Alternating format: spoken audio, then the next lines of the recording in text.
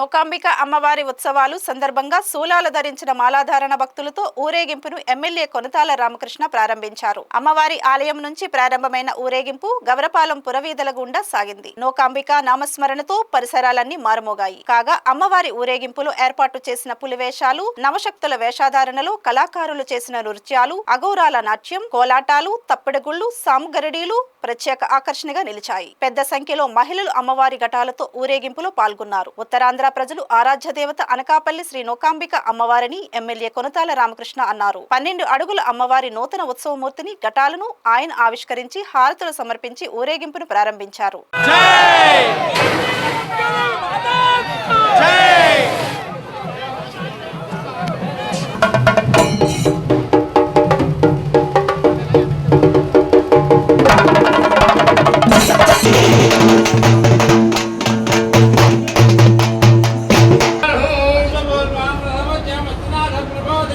देवी Mahadevi सुधा